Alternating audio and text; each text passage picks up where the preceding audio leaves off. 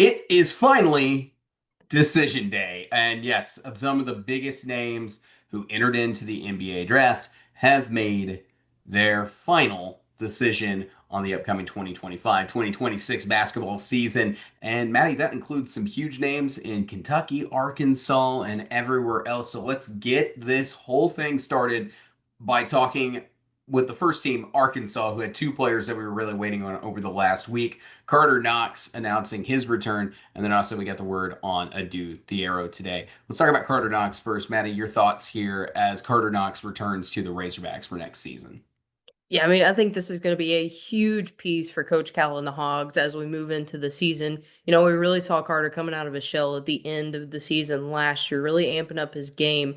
So that only makes me think and assume, he's gone through the draft process. He's got those pointers that he's going to need to work on. So he's going to go in even hungrier next season to get the job done and improve that draft stock going into the next year. I mean, that's really the big thing right there. You can ignore the 8 points, and you can ignore the this 3 rebounds a game and the 35%, 3-point shooting, because what Karter Knox did toward the end of last season and really from that Alabama game on is really what, everyone's excited about. He became an entirely different player last season. It made his game just, jump through the roof. You look at those stats, he was out there, scoring 3 pointers at 40%. He was really one of the best shooters on this team.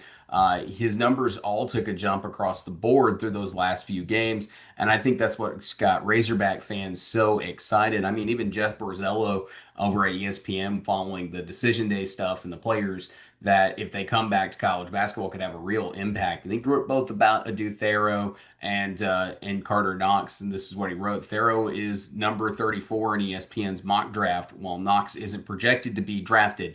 Both returning to Fayetteville would give Calipari incredible lineup versatility, and even just one of them returning would likely be enough to put Arkansas in the preseason top 10. I don't know if they're necessarily top 10. I've kind of got them as a top 15, top 20, but I'm not 20, closer to 15 if they're in that top 20 range kind of team right now with a very high ceiling, and if everything comes together and we see improvement. But this was a significant pickup, and that's really what I think Razorback fans are very excited about. What do you think Karter Knox will look like going into year two? I think we see Carter Knox really step up kind of into that leadership role, even though he's going in just as a sophomore. We've got a lot of freshman talent coming into this Arkansas team. So I think you take, the combination of him stepping up after a couple players got hurt last season, taking those bounds from that to, what, like I said, what he's learned going through the draft process and what he needs to improve on. He knows he's got eyes on him because he's already gone through that process once. So he's going to take every opportunity to make sure and make those guys look even harder this year. I think he's got a chance to compete for all SEC. I certainly do. I think he's got a chance to make himself an even better draft pick for next season instead of somebody who's probably looking at free agency or second round. So I think those are some big positives for Razorback fans, and of course the shooting, the strength, and everything else. Those are things that Arkansas needs coming into next season, and really Karter Knox is a big piece of what Arkansas's goals are going into next season. Now, the guy they didn't think they were going to get back, and they did not get back. But the last week with Matt Norlander talking about it and Andy Cat, everybody who kind of was like, I think there's a chance. Like, and that chance we saw that walked back through the week as we kind of went on. And then finally it came here on decision day that Adou Thiero was not going to be returning to the Razorbacks. 15.1 points per game, nearly 6 rebounds a game. Really good defensive player and was scoring over 50% of his field goals last season. Transfer from Kentucky, played there from Cal 2 years ago. Great season at Arkansas, but it's not going to follow it up with a second season here with the Razorbacks. Maddie, I'm not too panicked about this. I don't think anybody necessarily thought Adou was going to return to Arkansas more than, a 50-50 chance at the end of the day. Your takeaways on this, because I don't think that was something that really was reflecting here in the preseason rankings of some kind of anticipation of him coming back. Yeah, I mean, I know there was talk here and there, but to me, once Adou Thiero posted, the 36 days until the draft or whatever it was on his social media, I was like, okay, he's there, he's not coming back. And, I feel like it was kind of the hype of all the Hog fans trying to, hold on to some hope there. But I don't think all is lost here. Adou Thiero obviously would have loved to have him back on this Razorback team, but I mean, he's he's done great, and I think he's going to do well in the NBA. I think he's going to be, a great guy to come off the bench and get you some buckets when you need them. He probably got that guarantee that he was looking for, and that was the final little piece there. That's really what you got to hear is that, hey, you're going to be this dude. You're going to be there. Probably a late first rounder, early second rounder, and that might have been just enough to put him over the top for a, yeah, I'm going at that point. And that might have been what took so long on the official announcement. But hey, we heard Calipari talk about it last week when we did the show, in that clip that we did. Arkansas's roster, they've got a lot of retention now. They've got Trevor Brazile, Billy Richmond, Jaden, DJ Wagner, Karter Knox, all coming back to this team next year. You're meeting that with some incoming players like Rattel, Ewan, and Pringle, really trying to help that front court just a little bit there. We'll see how much Rattel actually contributes, and then of course you get the freshmen coming in with Darius Acuff and Malik Thomas and Isaiah Sealy, and then they got new word today on one of the walk-on players. It sounds like that's going to be added to the team. Good friends with Malik Thomas, Amir Brown. But yeah, that's and where Arkansas is sitting. They've got a lot of things to be looking forward to when we do the power rankings here at the end of the episode. I'm definitely curious where we have the Razorbacks because it's been an up and down thing. I think we have some differences in opinions on where Arkansas is going to be, but we'll talk about that a little bit more. But a team that I think we both are going to have at the top got some big news today. And this is a player that we were saying, I don't think, regardless if Kentucky gets him back or not, it's just going to make Kentucky better. It's not going to be the hinge of their next year's season. Well, they've got a big leader coming back for them, and I think that's the big bonus here with Otega Oweh announcing that he's withdrawing from the NBA draft here on decision day, and he is back in Lexington. Your thoughts? Yeah, I think Otega Oweh was one of those players that, a lot of people looked at like, yeah, he's going to be a good player for Mark Pope's system. And then he just went above and beyond. He kind of became one of the go-to guys to be able to get buckets for them, to make plays happen. He was a good glue guy out there on the floor. And I think, another year under his belt, we can expect a lot more from him this season. I think this is huge for the Wildcat fan base. Well, I definitely think out of all the returners, you're talking about this being the most significant player returning to this team. And Tago Away brings you in 16 points a game, nearly 5 rebounds a night, and he, shoots well. Enough from three. Definitely would like to see it a little bit improved when it comes to Kentucky's number, but I think this gives you an anchor right here in Kentucky's backcourt going into next season. The front court just looks like it's going to be extremely talented with the transfers that they got in. But you're talking about somebody who's going to be able to help grow these freshmen because he's been there and he understands the standard of Mark Pope's system, like Jasper Johnson, and the other transfers who are going to be coming in to help out this backcourt as well, like Cam Williams, Jalen Lowe. Like he's going to be the leader there. You would expect for Otego Away, and then just like Brandon Garrison's going to have to be the leader for the front court for this Kentucky team next season. Really set those standards of what it's going to be because it's a lot of talent. I don't think necessarily glue guy is how you define Otega Away. I think he's going to be one of the featured guys for this team next season, but I definitely think he is the guy now that's going to be anchoring this backcourt coming in to next season. So he's going to be exciting. I think this is a huge pickup. But at the end of the day, me and you were both kind of in the same mind. Yes, what he adds just makes Kentucky better. It's not if they didn't get him back, they're in a desperate spot with the roster. I think Otega Away really brings Kentucky just that much further that to their goals of way to take away put it on social media. A national championship's the goal. I think an SEC championship's on the table. It could be something that they're in the running for this season. Maybe return back to the Final Four. There's a lot of good teams out there trying to get a national championship. Kentucky, I think, is going to be a team that's going to be circling the top there. They're probably somewhere top 10 team, if not top 15 for sure. So really exciting Kentucky team. And I take away just adds to that. Talking about national championships, though, another name came in not decision day, but the day before, really did kind of push it like we kind of expected, close to that deadline. That's Alex Condon, and Alex Condon was really the breakout sophomore last season with his 10.6 points per game, near around. I think it was a little bit good, decent amount of rebounds a night, good assists and numbers overall. Todd Golden really talked about this, that they're thrilled that he's back, but apparently, Condon had given him a little bit of a scare about if he was going to stay in the draft or not. But Maddie, your thoughts here on Alex Condon returning to what is a absolutely nasty front court for the Gators. Yeah, I mean, we talked about it a little bit in our last episode, talking about if Alex Condon comes back, that could be an absolute game changer for Florida, not due to the lack of talent, but just because of how talented Alex Condon was and how much he grew last season.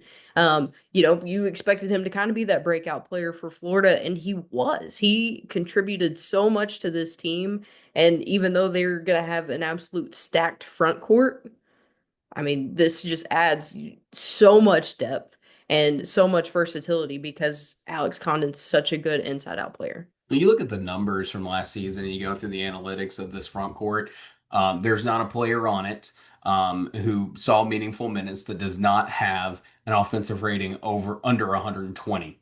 That's insane. Mhm. And then all of their defensive ratings are all under 100 in this front court. That's also insane. And that's consistency and that's growth. And those are numbers that you definitely want to see on their production per game. To me, this is plain and simple. This is the best front court in the United States. It's got depth, it's got talent, it's got NBA talent, and it's got guys just ready to break out at any moment. It's next man up mentality if you have an injury because somebody can cover for you, and it's going to be a fight to get on the floor in this front court. They've got the pieces here to really excel. And to me, this is why Florida is really just. They just got to hope that all that talent they brought into the backcourt is going to match what they have in this front court. And this front court has played together too. So this is dangerous. Alex Condon is just going to be a player who's adding more, you would think, to his game. Continue to add more to that NBA draft stock.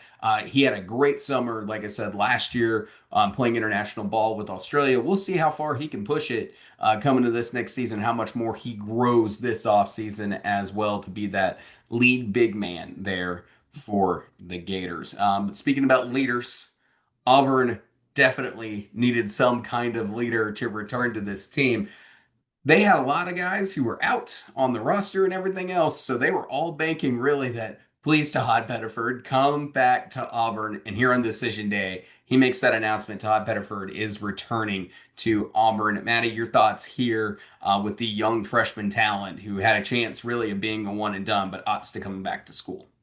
Yeah, I mean, this is absolutely huge for the Tigers here.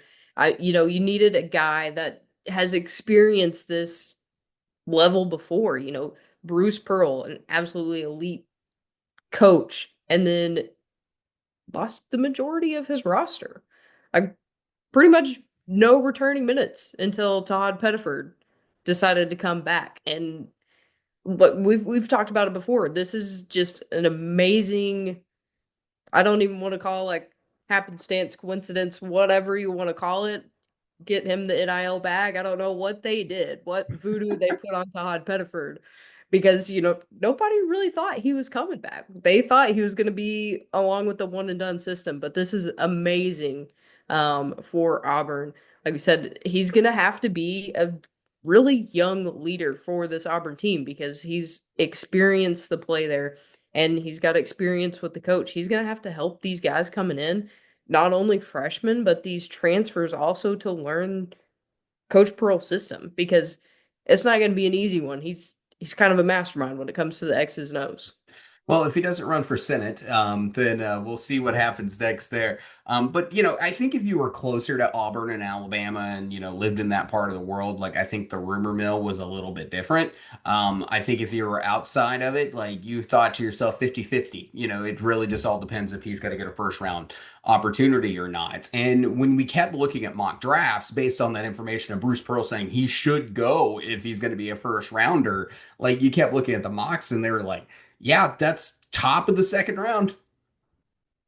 does he go first round? And I think that's really what it came down to at the end of the day is that he just couldn't get that guarantee for a first round spot, or it was something like, well, I can come back and improve my draft stock and I don't have to leave this to chance next year. And I think that's why it came down to decision day is just conversations, workouts, everything else, waiting for that final response here. But yeah, this is a key piece here for Auburn moving into next season. I think you got to have it because, like, when you look at this Auburn team, you're right, Maddie. They would have had 100% points loss and 100% minute loss, which would have been in absolutely insane. Instead, you're looking somewhere in the 80s, which is definitely on the upper end, but you've got backcourt players like crazy coming in, like Cade Magwood and Simon Walker, who are going to be 4 stars joining this team in that backcourt there with Tahaad. And then you've also got Keyshawn Hall, and then Kevin Overton, and all these other players who have not played for Bruce Pearl yet. So you got to have some kind of leadership. You got to have one piece of continuity from year to year.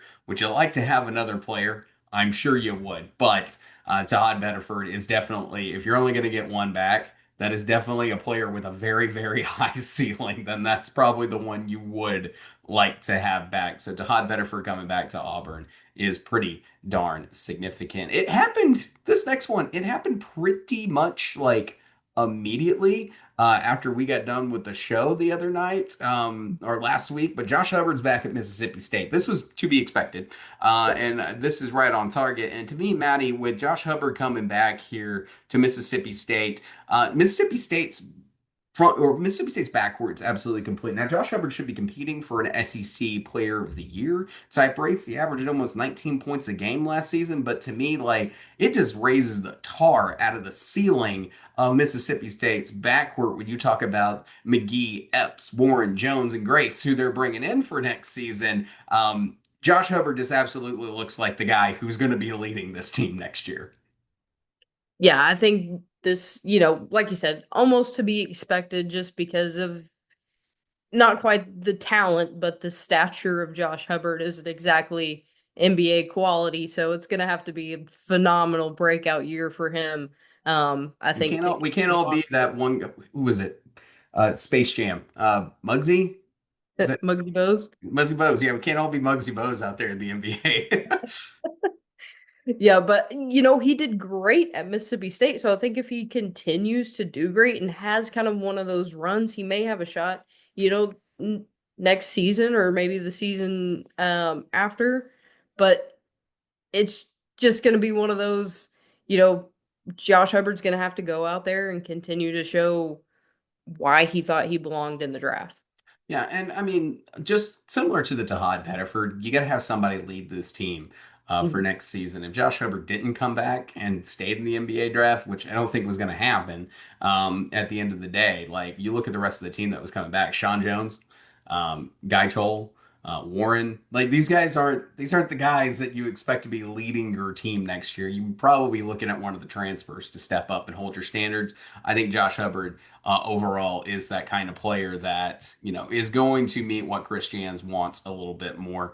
And to me, like yeah, that just makes sense. We'll see if he's in the SEC Player of the Year race next season. I think he's a lot of these guys here who made the decision to come back should be at the top of the conference. And like so many of these guys, they're very high end players or guys who were fighting to get in the first round of the NBA draft this last season or got significant feedback trying to make themselves NBA draft picks. So it's been really, really an exciting process, but we should have some absolute stars coming in to next season. And I think we just talked about a lot of them who we're going to be mentioning over and over again for next year. But one thing I want to bring up when it comes to the NBA draft, and I just want to look at this and glance at it real fast.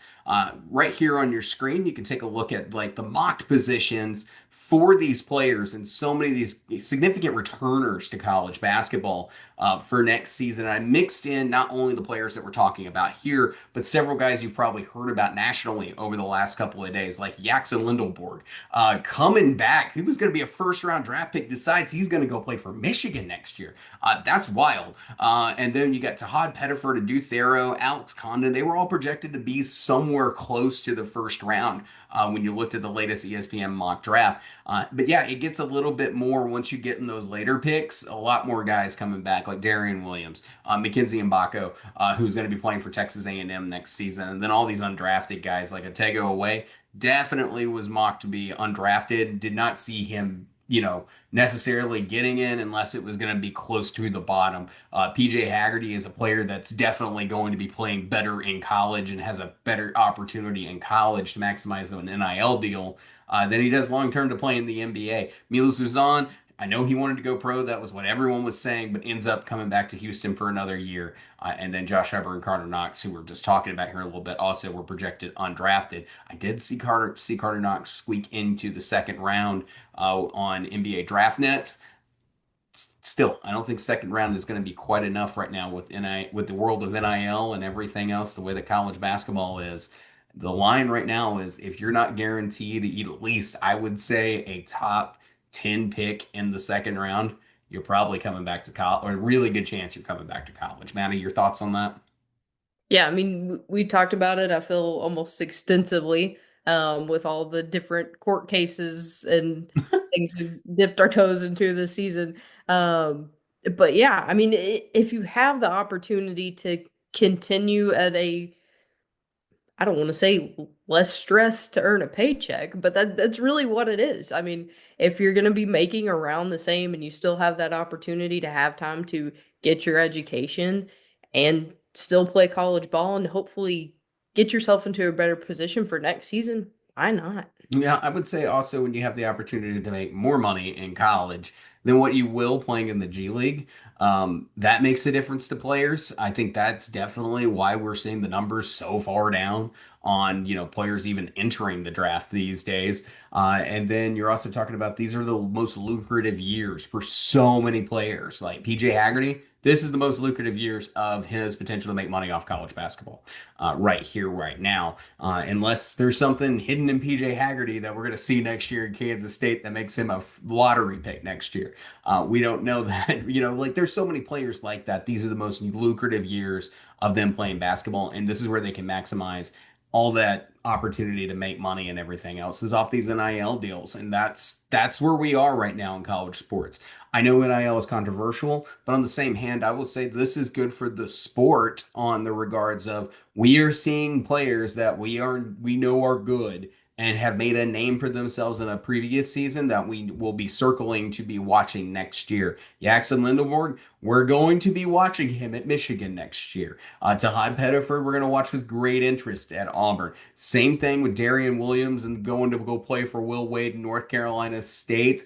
We're going to be paying attention to Karter Knox, Milos Uzan on what might be the best team in the country in Houston next season. So many of these players like returning to come play college ball. Yeah, that this is the conversation. It used to be back in the day, if you made the top 75 on the mock board, you weren't getting out of the draft because that still meant that you had the opportunity to make good money as a free agent after the draft. These days, that's not how this plays anymore, and this is the opportunity for several players to make the biggest buck, and it gets the opportunity for us as fans to enjoy this while we get the opportunity to watch them play college basketball nowadays, or before they go to the NBA and disappear in the G League or go overseas and play somewhere. So that's the world we live in now. It's good. All right, so we do this every decision day. Every year we do this. It is our decision day SEC power rankings, and this is going to hopefully be fun. Every What it's gonna do is gonna haunt us for the rest of the season. That's how it always works, No, it Dave. doesn't because I say it every year. I reserve the right to change my picks when we get to season previews. So this is just impressions. This is just, impressions on how the offseason's gone, what they brought in, thoughts like that. So this is SEC power rankings, based on doing the research before I completely go crazy this summer and deep dive on the rosters like I do, and just really try to figure things out. This is my initial impressions, your initial impressions, Maddie, and everything else because we do two different polls. Last year we drew teams out of a cup. This year, well, let me introduce you to Pat Sajak and our idea here. I give you everyone the wheel. That's right. I figured we'd make it a little bit more fun and visual for the audience at home. This is completely random. It's made on a really great website, by the way. If you ever want to make one of these for work or something stupid, it's called Wheel of Names. So yeah, I just put everybody's color and put them on a wheel. So Maddie, we're going to pick a team, or we're not going to pick a team. The wheel's going to pick a team, and then we're going to reveal where we have said team in our way too early SEC power ranking. So, in the spirit of the old style Wheel of Fortune, spin that wheel.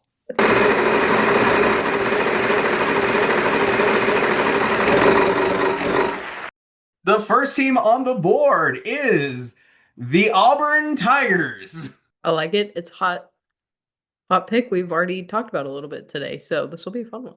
Well, since Maddie, you like it so much, why don't you go ahead and tell us where you have the Auburn Tigers on your power rankings?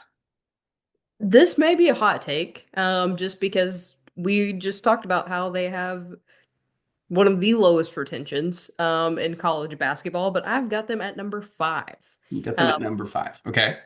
they've got a great class coming in. They did really well in the transfer portal, and like we found out, Tahaad Pettiford is coming back to Auburn. So I think you mix that in with, if Bruce Pearl stays and decides not to go for his political run, um, I think we'll see Gotta make some sure you have a coach. things. I think we'll see some really good things from the Auburn Tigers this season. Yeah, definitely makes sense to me. What's the hot take? Is that they're only going to finish as high as fifth, or is the hot take to you that Auburn, is going to finish that high? So what's hot about that? I'm just saying that they're going to finish that high, just because usually when you have a team that has almost no retention, you aren't putting them in the top 10, especially in a conference that's as stacked as the SEC. Well, I've got them 4. So it's not that I get where you're coming from because like I think for me and you like we've experienced that as fans where we saw an awesome transfer class come in, and for Auburn, like they came in with the number 9 transfer class in the country coming into this season, and they also have the number 16 freshman class. But we saw things like this similar in the past, like for instance 2 years ago in Arkansas, where we lived through that trauma and everything else. And the thing was, is that Arkansas's case back then was not unique. That normally teams who have 7 or more transfers, it can get a little wild. Majority don't pan out. You have to have a really good coach and you have to have several other good things. It doesn't work out like Kentucky did last year. But Bruce Pearl is a good coach, so I'm giving confidence here that they will be somewhere in the top portion of the SEC come next season. You look additionally for this team, you got guys like Bashir, Hall, and Murphy that you would hope to lead this team along with Tahaad Pettiford, hopefully in scoring. Those are upperclassmen scorers, which is one of the things you typically look for. The 3-point shooting should be decent. You got a couple of shooters like you talk about Freeman, and then maybe some of the freshmen also step up there, along with guys I've already mentioned, like Bashir, and then can Hall step up his 3-point shooting to get over that 36% magic mark that we always talk about. And then last year, this team was 9th in KenPom on defense. New team here, but Bruce Pearl, fun fact, has not had a team outside the top 40 in KenPom when it comes to defense since 2021. So really consistent performances for the Auburn Tigers on defense for the last couple of years. But yeah, minutes retention is certainly the big thing. Returning so much and everything else. This team lost everything. This is a brand new Auburn basketball team, as far as I'm concerned. We got to see it come together. That's why I'm hesitant to move them up higher or anything else. But I do think Auburn's good. And we'll talk about floor and ceiling and other expectations when we get into the season preview for them. But I think they're a good basketball team, certainly. So that's our first team off the board is the Auburn Tigers. You got them 5th. I got them 4th. But Maddie, let's spin the wheel again.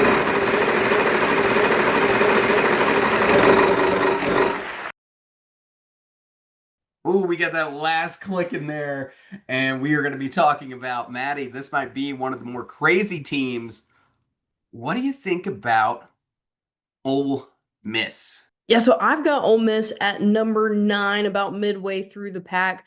If I'm being honest, really number like 8 through 12 could almost be interchangeable in my mind. And that's just because we haven't really seen what's going to happen with these teams, with their transfer classes, and how they're going to be able to, work on that team chemistry. I think Ole Miss could have been a little bit better last year.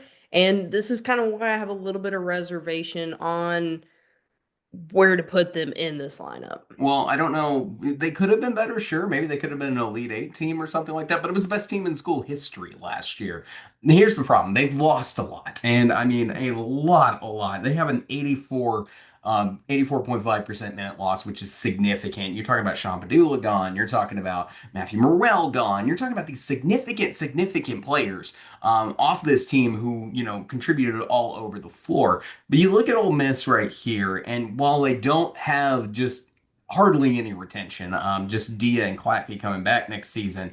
What they do have are some players who can hold a standard. Corey Chess, for instance, was the best defender on LSU. On it, you looked at his analytics last season. Scott was a really good defender last year.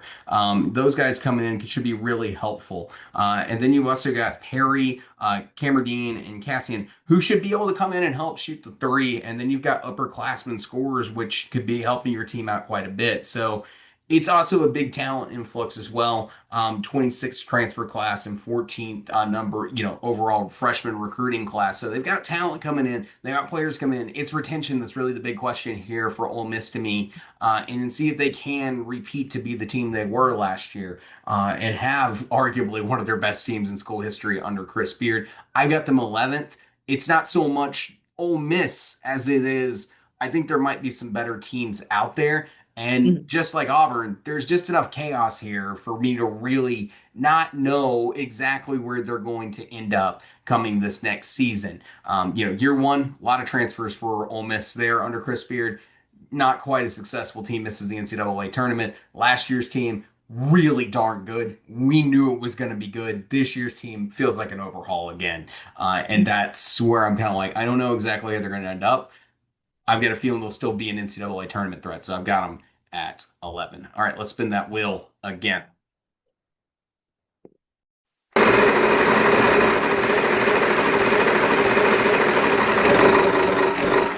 Oh, it's not going to get there, but we're going to talk about probably the team that might be the most controversial on my list, the LSU Tigers. Maddie, tell me your thoughts on LSU coming into this season. Well, LSU is one of those teams that you really want to hold out a little bit of hope for. They give you something to root for, like a number 12 transfer class and number 18 recruiting class. But even if they bring people in, I'm not really sure what they're bringing them into. Last year, I feel like LSU was a bit of a train wreck. Um, they didn't hold very many wins under their belt. I've got LSU ranked dead last in my standings. Yeah, the reason I said it would be controversial is because people are going to see those numbers and they're going to go, man, LSU killed it in the transfer portal. Did they? Actually look at those numbers. I saw an article on Bustin' Brackets saying the exact same thing, but actually look at this team. They got that by volume, y'all. Tons of transfers here. Overloaded this team. Just sure, take a look at Thomas Jr. Really good player coming in from UNLV.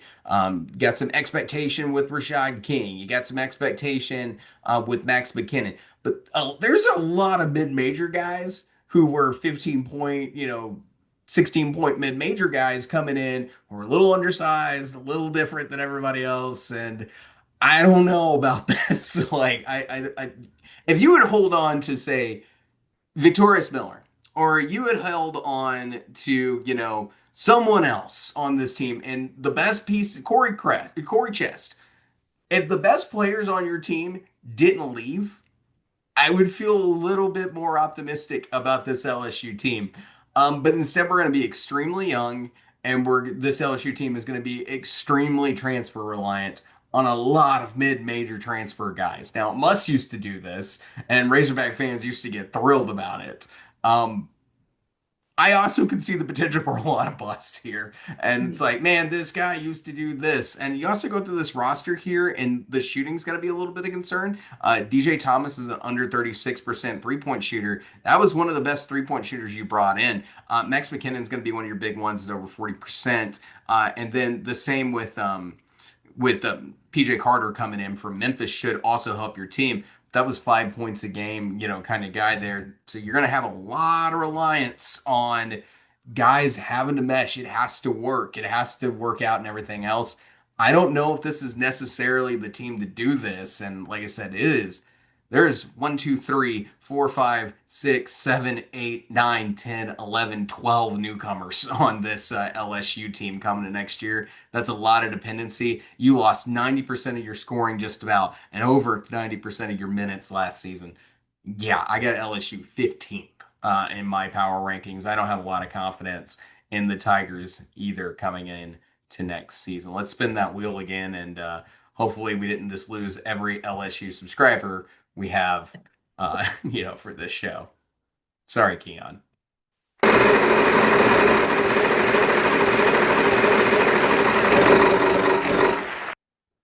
Let's talk about Porter Moser, Maddie, and Oklahoma here. Kind of your thoughts here on Oklahoma. Yeah, so Oklahoma, another one of those teams that just lost so many key pieces. I mean, they're bringing in a lot of good pieces. They've retained some guys who were consistent on the floor for them, but just it's the big names that you lost. Obviously Jeremiah Fears going into the draft is the biggest piece that everybody's going to want to talk about. But Oklahoma is one of those teams that I'd mentioned is kind of in that flux where I need to see how they're going to work together with the pieces they're bringing in. I've got OU sitting at number 12 Well, I in my have fantasy got board. OU just to kind of catch everybody up to speed because I think we're more alike than we were last season this time last year. I've got OU 13, lucky number 13. So we're in the same ballpark here. I mean, I think Oklahoma, yeah, you're right. You lose Jeremiah Fears, a bunch of other significant players like Elvis, some I can keep going down the list here. Those are just what's popping in my head first. Yeah, Kobe Elvis, Sam Godwin, Glenn Taylor. You lost some really good players, Jalen Moore. But then you look at it, and on the surface level, you go, you got 5 returners on this team. That's awesome, except for 3 of those guys were redshirted last year. So you only returning 2 guys on this team who even saw minutes, and that's Muhammad Wagi and Dayton Forsythe. And then let's take that a step forward. Both those guys averaged under 5 points a game and have a combined 4 starts between the two of them. So, like, what did you retain and bring in for next season? Not a lot, really. So there's a lot of unknown there. There's a lot of good high school talent coming here. Alec Boyer is going to be in our freshman 15 series when that comes up. Really good basketball player there. But yeah, I think at the end of the day, Oklahoma is going to be relying on 3 dudes next season, and that's going to be Tay Davis, Nigel Pack, and Xavier Brown. Those 3 guys, that's going to be Oklahoma next season, really. So to me, that's where it's going to be. I don't know. Yeah, it's the number 11 transfer class in the country. They brought in 4 transfers. I'm telling you, those 3 guys right there were the bulk of the meat on that. Darian Reed's also very talented. He was one of the best freshmen coming into last season. And yes, he should be a contributor for this team, the transfer from Alabama. But yeah, you're talking about a team that lost 88% of its minutes and then a significant amount of its scoring.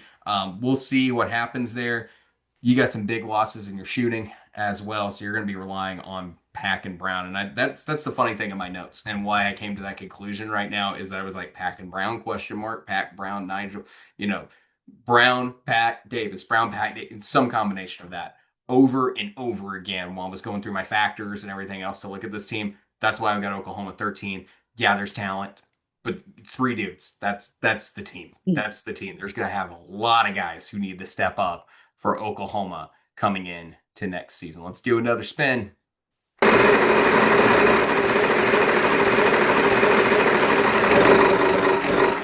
It dwindles. It's coming down. Less and less teams every second. Oh, we're finally going to talk about them. It just landed perfectly on there. Maddie, where do you have the Arkansas Razorbacks?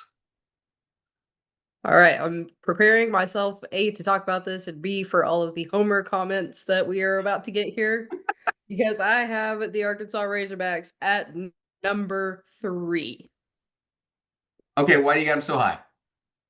I mean, we've talked about it throughout the show, retention, retention, retention. And you have a lot of key players coming back here. You got Trevor Brazile, you got Billy Richmond, found out Karter Knox and DJ Wagner, somebody who we saw step up and take that floor general position.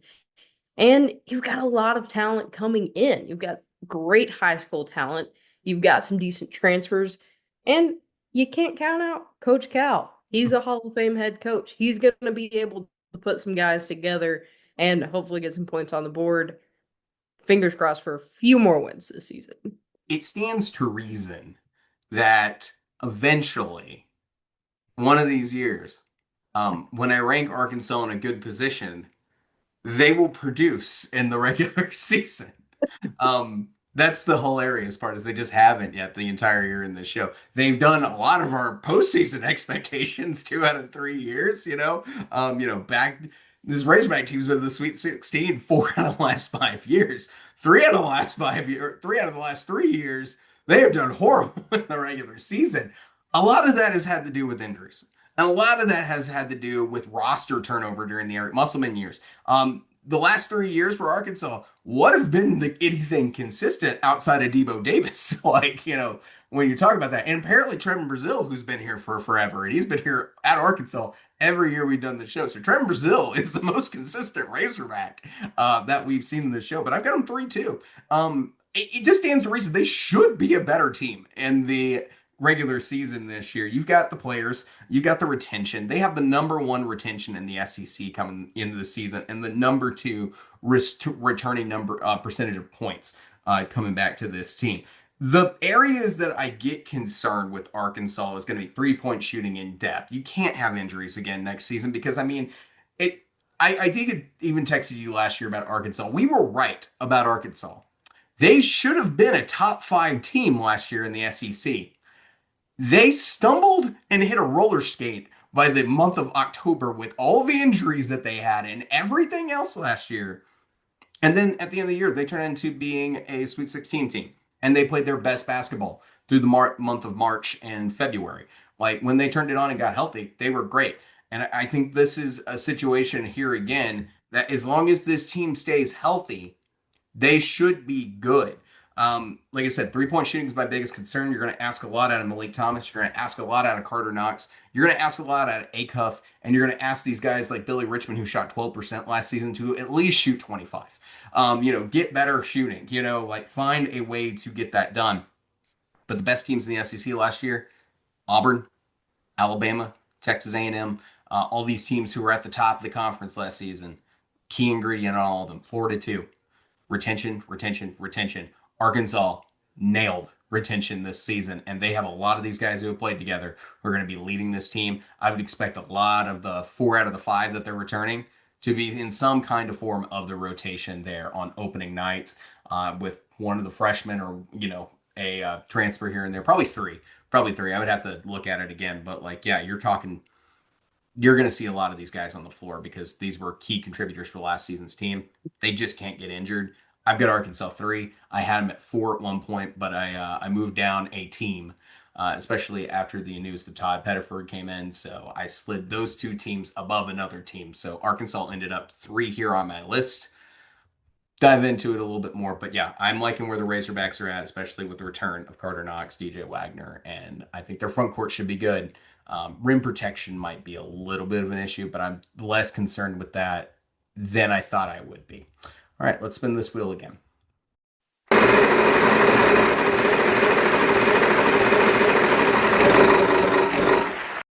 All right, Maddie, tell me about where you have got the Mississippi State Bulldogs. Well, Mississippi State, like we said when we talked about the return of Josh Hubbard, which was pretty much expected. You don't have a whole lot of production that is staying um, over at State, and you've got a couple of good pieces coming in. But I feel like throughout the year, last season, Mississippi State was kind of became unreliable almost. And you've got some of the best players, the ones that we talked about night in, night out, with Matthews and Kugel being some of those big losses. I've got Mississippi State at number 11. Kind of like I said, in that flux of teams where they could be higher, they could be lower. I just need to see kind of what we're working with before I, either call them an absolute bust or shoot them higher than I think they should be. They didn't get a lot of love with the transfers they brought in. I will say Quincy Ballard is a really good one and one that State needed because when they lost, well, all the loss that they've had in the front court with Keyshawn Murphy and Cam Matthews being gone, it's a big deal for them. So having Ballard come in for this Mississippi State team is a huge pickup, regardless of the ranking. And then when you talk about this state high school class, if King Grace is going to be the big featured guy coming out of this high school recruiting class. And this may be one of their strongest high school recruiting paths they've ever been on. I think King Grace is already a top 12, top 10 recruit all time for Mississippi State coming into this next season. So a lot of excitement there around a player like that. And then, of course, Josh Hubbard coming back is a good thing. But you mentioned all those key areas. The state team last year, now they lost a lot of guys, but it shot 31.4% from three. Where did they get better? Shooting that 3 point. I think McGee's going to help. Can Epps raise his game to get that magic 36% mark that we're all looking for? How much better can you get there? Last year, this team, not the hallmark trading card for Chris Jans on defense. They ended up 46th. Ballard's a good defender, but where are the other good defenders at that you have on this team? I felt like really Chris Jan brought in more offensive guys for this team overall. But I do like the minutes retention. I do like the number of returners, even though Josh Hubbard is a significant amount of those minutes returned. So I do have some hope here for State, but I just don't know where they really got better. That's my thing. So I've got them picked ninth, which is roughly, I think, about the same place I picked them last season, this time last year. And I think somewhere where they're probably going to end up again is should be similar to last season, is kind of the vibe that State's given me overall. So nothing new to report on State. All right, let's spin that wheel spin that wheel again.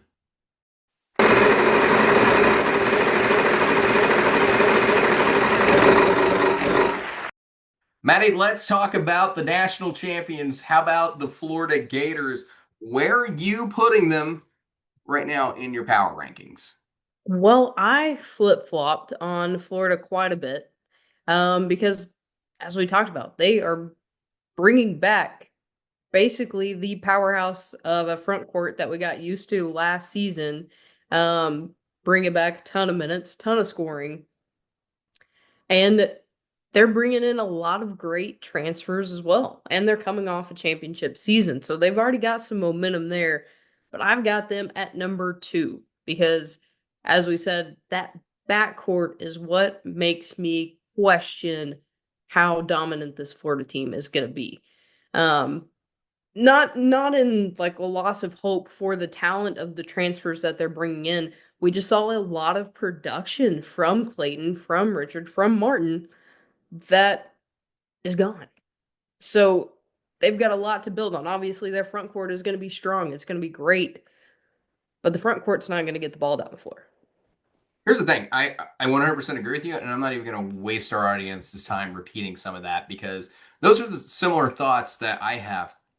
I will point out, though, when you look at the minutes retention on this Gators team, they have some of the highest in the SEC. When the minutes retention here, they only took a 59.7% loss on the minutes here. So I really do think that Florida should be capable of being at the top of the SEC again. I think they're in the running for the national championship again.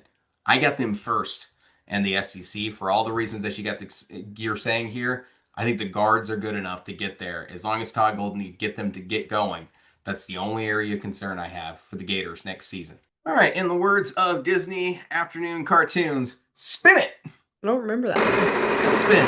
Tailspin.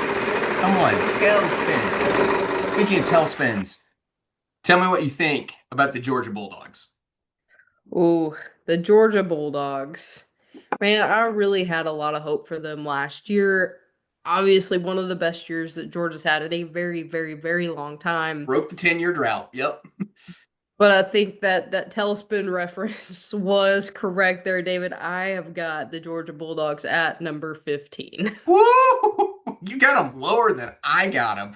I'll give you that for sure. I'm also though like similar case and scenario here. Now I changed my mind on Georgia last season when we did this and I moved them up quite a bit because I had Georgia as one of the worst teams in the SEC last year too.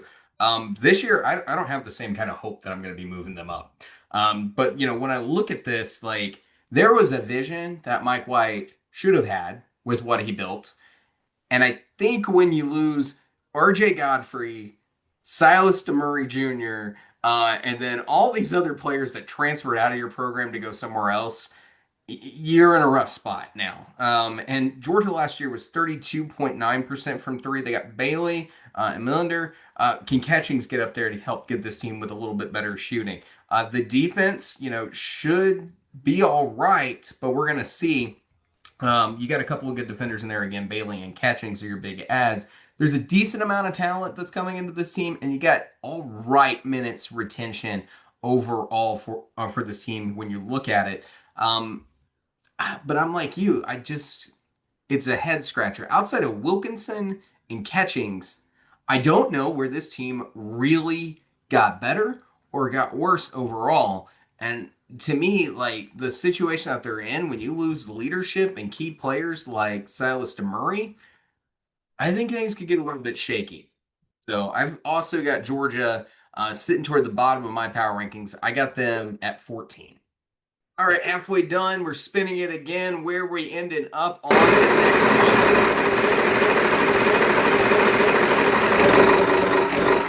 Oh, this one will be fun as the wheel slows down. And we got Tennessee to talk about, Maddie. Tell me your thoughts here on Rick Barnes because it's a brand new world out here for the Tennessee Volunteers this coming season. It is. Tennessee was one of my favorite teams to talk about. One of my favorite players to talk about is Kai Ziegler. Who knows what's going to end up with him and his court case. But for now, I've got him marked down as one of their biggest losses. Obviously, lost a couple other key pieces as well, but I've still got a decent hope for the Volunteers. I have got them at number 4. Okay, you got them at number 4. I think that's reasonable overall. Like the losses here are pretty significant, like we've mentioned, but a couple of players to come in here, especially Gillespie. Gillespie should be one of the featured players that we talk about a lot next season. But the rest of the team, you got to look at Abram, you got to look at Masamba. These players should be there. The 3-point shooting's got to get better for Tennessee if they want to get a chance for being SEC champions again.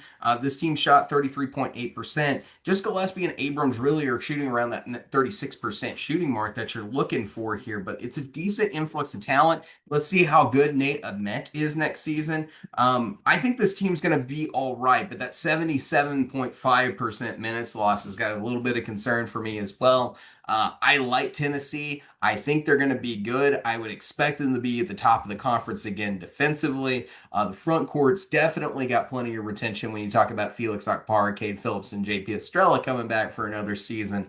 I'm banking on them finishing on my rankings. I got them 5th on mine, right behind Auburn and Arkansas here. I think they're going to be in the running. I don't know necessarily if they're going to be SEC champs good coming in to next year. It's a whole new world. Maybe they get Zakai Ziegler back. Let's see how the courts rule on that one. All right, let's spin the wheel again.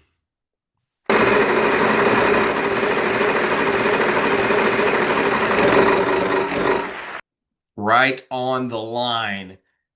But Maddie, let's talk about Tennessee's rival here. How about the Kentucky Wildcats? Where are you thinking Big Blue is going to end up for next season?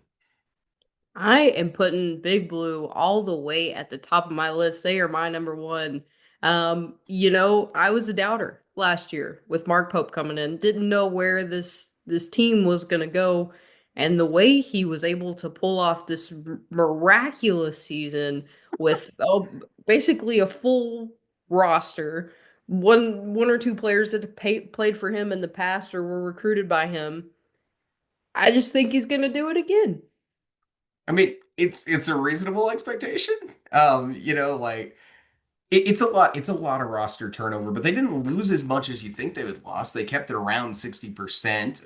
And certainly we talk about guys like Jasper Johnson coming to this team who's going to make an impact, you would think, immediately as a freshman on this team. And then Cam Williams, Jalen Lowe, rounding out that front or that backcourt now with the return of Otega Oweh, it looks really good. And then you look at the front court, Brandon Garrison, good. Mohamed Diabate, that is a workhorse right there. Big Mo doesn't stop. He's got a motor that goes 20 miles an hour. JQ certainly talented. And then we heard the praise last week on the show when we talked about Yelovic here for Kentucky. So I do think this is a very, very good basketball team. The one area that I start getting kind of concerned is you see a lot of up and down shooting on this roster overall. The numbers weren't perfect last year, but they are lower than the transfers that Mark Pope brought in for his system last season. I think the front court contribution will be a little bit better and less dependent on Andrew Carr as it was last year, and then having Amari Williams having only one portion of the Mark Pope game there that really limited them, which is why some teams just let Amari Williams go by. So I do think this team is going to be better in the front court, but I don't know if it's going to be as good in the back court. But it's certainly talented, especially when you look at those numbers with the number 4 transfer class.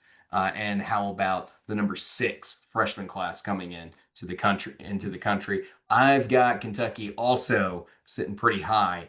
I got them at number 2 in mine. The reason I don't have the number 1, even despite all the talent that they have, it's got to click. It's got to click. And this is a lot of different turnover and everything else. I know Kentucky fans are going to sit there and be like, well, he did it last year.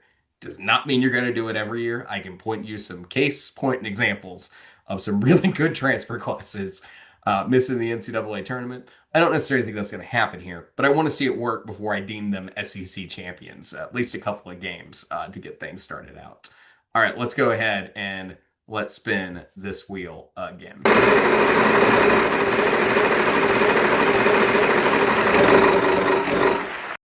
How about South Carolina? Maddie, what are your thoughts on the Gamecocks coming into this season? I always love rooting for an underdog. I'm not going to do what I did last year and just put them wildly high You first. were really optimistic about who South Carolina was going to be last year. I really was. I've got them at number 13 on my list this season. Lost pretty much everybody that we talked about when we reviewed South Carolina. They were close. They were really close.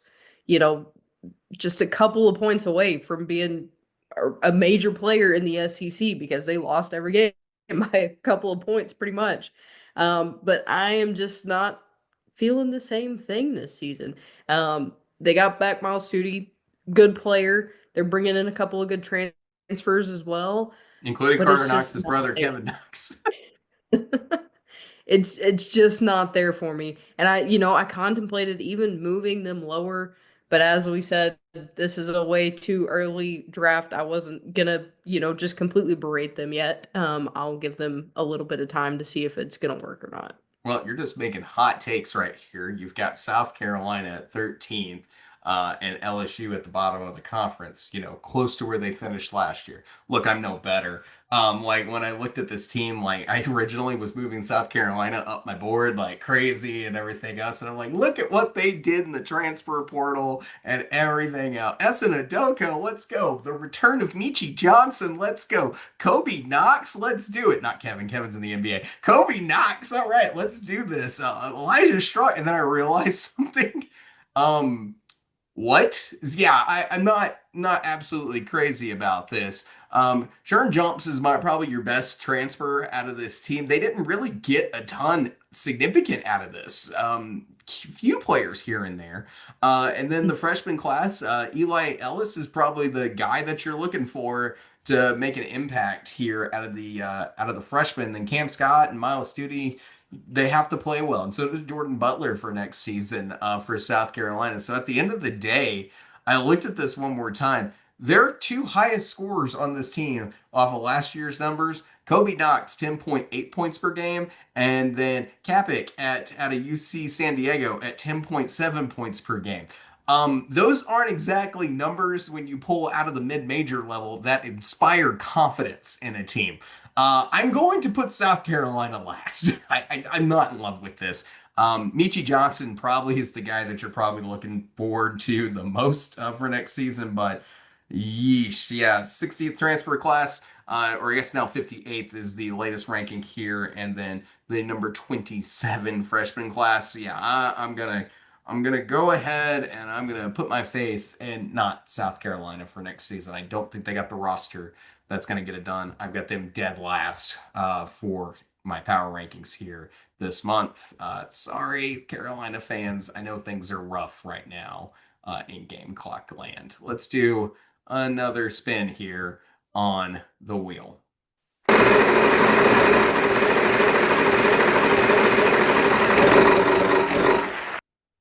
Getting dwindled down here just a little bit. Maddie, a first year coach last year, not anymore. Tell me about where you've got the Vanderbilt Commodores because last year everybody's picking them last. No one really liked them. I picked them last, but I did give the message look out, don't put them last just because you think it's Vanderbilt. He's got the right players. I just don't know how high it's going to rise. A lot more confidence in that situation. What do you think about Vanderbilt coming into year two? Definitely. I mean, Mark Byington did an excellent job in his first season. We had some great memories of Vanderbilt last season, and I hope that it carries over through this year. But based off of what they've lost and what they're bringing in, I don't have quite as much hope as I did as we ended everything in March. For Vanderbilt, I have them at number 14. Kind of one of those teams I think could probably be a little bit interchangeable. But I'm waiting for Mark Byington to surprise us again this season. That's how I felt the entire time I was putting this together. Like, if you just look at paper, I know they got better. How much better? And then I just said Mark Banks is a really darn good basketball coach. Like that's what it comes down to, you know. Like Tyler Nichols coming back, Devin McLaughlin's certainly a really good basketball player is coming back. Those are two 10-point scorers that you're bringing back here. And then Tyler Tanner, whenever he got in the court last year as a freshman, I was like, that kid's gonna be a menace. This let him keep growing in the in this system. And here he is, he's back. He's after a really good freshman campaign. Let's see how far Tyler Tanner can go. For this team. Now, a lot of mid-major ads and everything else, but you got to be excited about guys like Frank Collins. You got to be feeling good about Jalen Washington coming to this team and Mason Nicholson. Here's the big thing: this team was tiny last year. They did not have a ton of size in that front court as far as length went. They got out there and they grabbed two 6'10 guys immediately, and they have a freshman coming in Leverett who's 6'10. So they got a lot more length coming in to next season. So I'm feeling good about that. The minutes lost was not as hard hit as you would expect for three guys who are coming back here. Only a 64% loss overall for this team. And that's while losing Chris Mannion, AJ Hogard, Grant Huffman, and Jason Edwards. Like that's crazy when you really want to break that down. And Jalen Carey going over to Tennessee. So at the end of the day, I've got more confidence in Vanderbilt. It's no longer a first year coaching situation. There's decent retention for the Commodores. I've got them picked as number 12. Let's spin that wheel. Round and round it goes. So, how about Missouri, Maddie? What's your thoughts here on Missouri coming into next season? I've got a little bit more hope in Missouri than I've had the past couple of years. You don't say because you were really low on them last year. But where'd they end up, David? They ended up fine. They ended up pretty much where I had them in the log jam in the middle. But this year I've got Missouri at number 6. I just feel like they were able to find a couple of those pieces to correct, some of what they were lacking last year, especially when we talk about the defensive effort and some of the front court issues that they had in the year prior. But I think Mizzou has got a lot to work with. They've got a lot of retention and they've got some decent pieces coming in.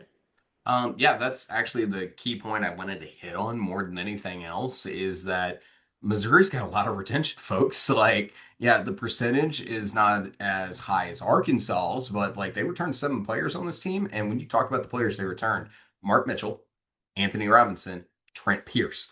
That's pretty significant for this team. The production lost in scoring is only 56.8%. Yeah, they lost some key players like Caleb Grill, Tamar Bates, Tony Perkins, and then Marquise Warwick, Josh Gray. Yeah, those were big, big losses. But when you return guys like Jacob Cruz and you return those guys that we mentioned a second ago, you've got a team. You've got a team here that'll work. You're adding Sebastian Mack. Yeah, this transfer class was probably a little over underwhelming, but Sebastian Mack, good player here. Jaden Stone can definitely be a good player, and then Javon Porter coming in as well might be able to help this team out. Not a ton coming out of your high school ranks. But you're going to be really relying on some of these guys who were freshmen last season, like Anor Bating and Tio Barrett. Like those guys are going to be the guys that you're going to want to see grow coming into this next season. If they can step up, Missouri can certainly be successful. So I've got Missouri, Maddie, just one step below where you've got them. So you're higher than me right now. I got them at number 7 on my list. All right, 3 options left. Maddie, it's time to spin the wheel again. The number of color variations getting smaller by the second here. And it's about to get a whole lot less. So the last not red team here on the wheel. Let's talk about the Texas Longhorns and what's going to be Sean Miller's first year coming to the SEC and our impressions here on the portal for him. Yeah, so Texas is one of those teams that I feel like was a little bit underwhelming. Obviously, their first season in the SEC, we talked a lot about their front court or lack thereof. Um, Lack of depth in the front court to be specific, exactly. because Kaluma was good and Shedrick was good. But you've got a lot of guys that are coming back that were really, really good for this team. And you've got some good transfers coming in, some, obviously following Sean Miller. Um, but I'm interested to see because I think he's going to be a good coach that's going to be good for the system. And I think we're going to see a little bit more from them than we saw last season. So I've got them at number 8. Okay, that's fair. That's fair. Certainly fair. Because I've also got Texas at number 8. And a lot of the same reasons that you mentioned. I like the combination here with Sean Miller coming in because you expected a lot more to leave. You really did with the new coaching situation. And get out of here. I'm going to get my guys, is how it goes so many times when a new coach comes in. But he's brought, here's Sean Miller bringing in Swain and Terrell. While also keeping Jordan Pope and Weaver for this team for next season.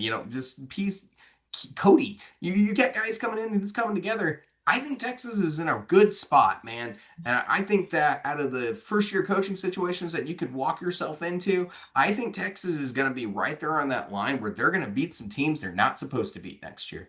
And they're going to be competitive. And I think they're going to be right in the middle of the pack of the SEC. They just need a few more pieces to really become an elite basketball team for like the down the road. I like where Texas is at. I think this is a really good starting place for Sean Miller. So I've got them number 8 as well. And if you think we're crazy with a first year coaching situation, you should go check out Gary Parrish's top 25 and 1 right now and see where he's got Texas. All right, let's spin this wheel again as we got nothing but red staring us in the face. It's just a matter of which red team is it going to be. Are we gonna go with a more purpley red or a little more It's a good question. The Will likes.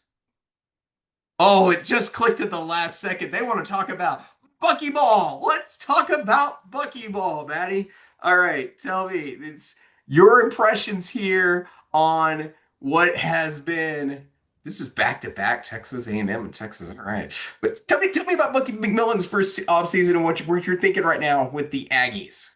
I am excited to see Buckyball in the SEC.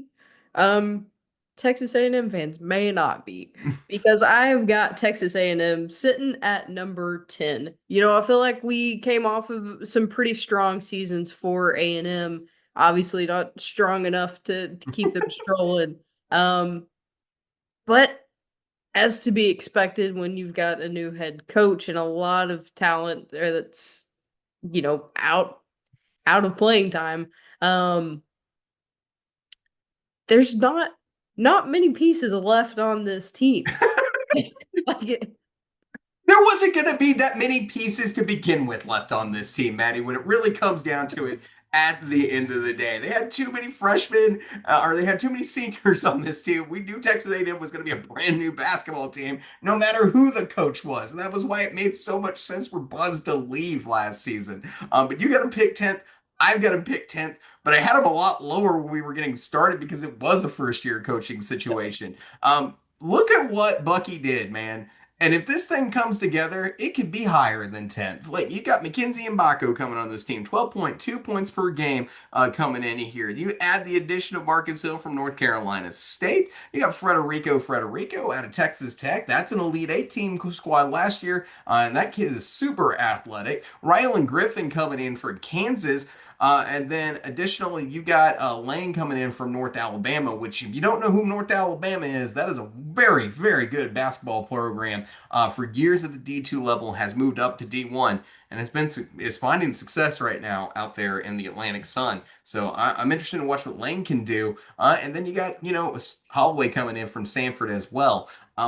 But the big news today was Pop Isaacs as well. That's a name that you should be familiar with. He's played for Creighton. He was injured for a portion of last season and missed a big chunk of the year. But Pops Isaac played for Texas Tech before that. He's been here. He's played big time basketball. Pops Isaac should help this team a little bit more. I'm very optimistic of what Buckyball can be in year one because Bucky McMillan got out there and found the players. And let me tell you, this is going to be a very, very different basketball team than what Buzz Williams had going on at Texas A&M. The one thing that concerns me, and it's not extremely fair to Bucky McMillan, but previously, the majority of Bucky McMillan defenses in the past have been outside the top 200 in KenPom. Now, granted, he's only been coaching at Samford his entire college career, so mid-major numbers and everything else. But sometimes you would expect those to be a little bit closer to the top 150, 125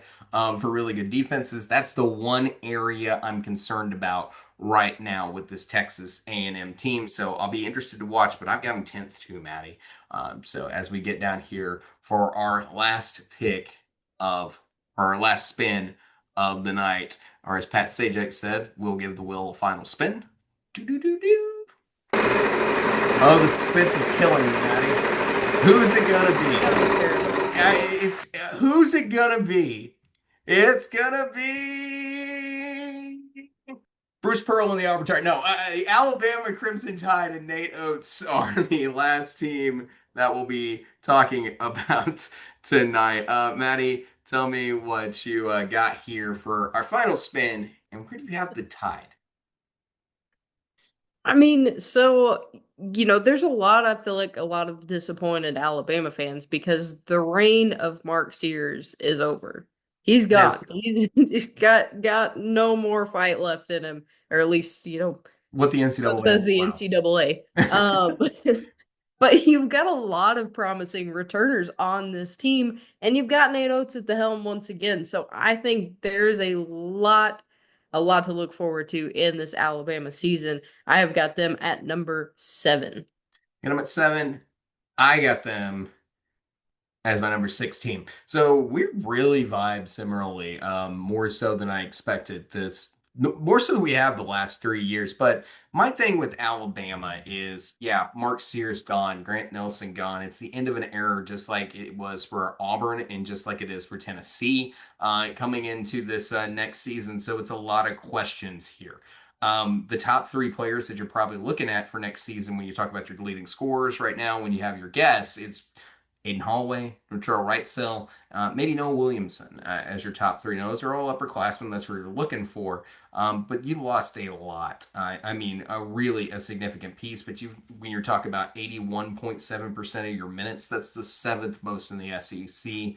And then additionally, the talent influx to me is what's the piece of optimism here. You got the number 24 transfer class and the number 15 recruiting class, and you got some really good recruits coming in for this Alabama team. I think there's four of them who are going to be, or not, there's, I think all three of them are going to be in the freshman 15 series. Highly rated freshmen out here like Devin Hanna, London Jemison, and Amari Allen.